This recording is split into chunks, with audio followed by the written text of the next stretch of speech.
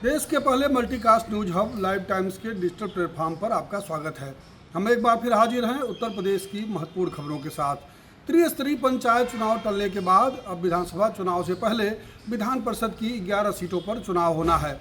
इसी साल दिसंबर में होने वाले विधान परिषद के चुनाव को लेकर भारतीय जनता पार्टी ने अपनी तैयारी तेज कर दी है। भाजपा ने सभी 11 सीटें जीतने का प्लान तैयार किया है। अभी तक 5 सीटों पर उसने अपने प्रत्याशी घोषित कर दिए हैं और पिछले चुनाव में निर्दलीय जीतने वाले लोगों को अपने पाले में करने की कवायद शुरू हो गई है। भारतीय जनता पार्टी आगरा सीट से निर्दल चुनाव जीतने वाले आकाश अग्रवाल को भाजपा में शामिल कराने की कोशिश में है। इसी तरह गोरखपुर फैजाबाद शिक्षक सीट से निर्दल यानी सरमागुट से चुनाव जीतने वाले ध्रुव कुमार त्रिपाठी को भी भाजपा में लाने की कोशिश शुरू हो गई है। इसी तरह शर्मा गुट के ही नेता और पूर्व एमएलसी सुरेश त्रिपाठी भी भाजपा में आने की तैयारी में हैं। चर्चा है कि भारतीय जनता पार्टी इन तीनों को बहुत जल्द अपना प्रत्याशी घोषित कर सकती है। कभी यूपी की सियासत का मजबूत स्तंभ रही बहुजन समाज पार्टी अपना खोया जनाधार वापस पाने की जद्दोजहद में है। पता चला है कि बसपा अपना जनाधार बढ़ाने के लिए अपने पुराने नेताओं की घर वापसी का कार्यक्रम बना रही है। हाल ही में संपन्न हुई पार्टी की बैठकों में 2 तरह के निर्देश दिए गए हैं। पहला निर्देश दिया गया है कि क्षेत्र में मजबूत पकड़ रखने वाले नेताओं को बसपा से जोड़ा जाए और यह काम कोऑर्डिनेटरों को सौंपा गया है।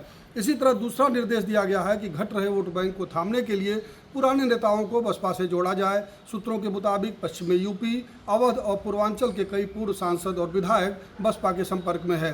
सुनने को मिल सकता है कि बहुत जल्द पार्टी इन्हें घर वापस ले ले और फिर से इन्हें पार्टी में कोई बड़ी जिम्मेदारी दी जाए, यानी 2027 के चुनाव में इन्हें फिर से मैदान में उतारा जा सकता है।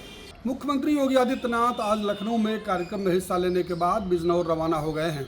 मुख्यमंत्री ने लोक भवन सभागार में आयोजित एक समारोह में 223 मेधावियों का सम्मान किया। आज ही के दिन प्रदेश भर में कुल 1682 विद्यार्थियों को पुरस्कार दिया गया। यह सम्मान समारोह लोक भवन के बाद प्रदेश के विभिन्न जिलों में आयोजित किया गया। मेधावियों को 1 लाख रुपए, टैबलेट और प्रशस्ति पत्र दिया गया और 11 विद्यालयों के प्रधानाचार्यों को भी सम्मानित किया गया। इसी तरह राज्य स्तरीय समारोह के समानांतर प्रदेश के सभी जिलों में भी कार्यक्रम आयोजित किए गए और विद्यार्थियों को सम्मानित किया गया। जिला स्तर पर कुल 1459 विद्यार्थियों को सम्मान दिया गया, जिनमें से 687 हाई स्कूल, 772 इंटरमीडिएट के विद्यार्थी हैं। इन विद्यार्थियों को 21,000 रुपये की धनराशि, प्रशस्ति पत्र और मेडल प्रदान किया गया। इस कार्यक्रम के बाद मुख्यमंत्री बिजनौर रवाना हो गए हैं, जहां वह पाकिस्तान से विस्थापित होकर यूपी में आए 16 से 45 हिंदू परिवारों को जमीन का मालिकाना हक प्रदान करेंगे। मुख्यमंत्री वहां इन परिवारों को भूमधरी का अधिकार पत्र देने के अलावा वहां पर 50 पूर्व सैनिकों को भी भूमधरी का अधिकार पत्र बांटेंगे। राजधानी लखनऊ के लोगों के लिए एक राहत भरी खबर है। शहर की लाइफलाइन कहे जाने वाली सिटी बसों की हड़ताल तीसरे दिन रविवार को दोपहर बाद समाप्त हो गई। इससे दैनिक यात्रियों की मुसीबतें कम हो गई। रविवार को ही सेकंड शिफ्ट में दुबग्गा डिपो से कुछ बसें रूट पर दौड़ती हुई नजर आईं। आज से सभी 115 इलेक्ट्रिक बसें शहर के 22 रूटों पर पूर्व की भांति चलती हुई नजर आईं।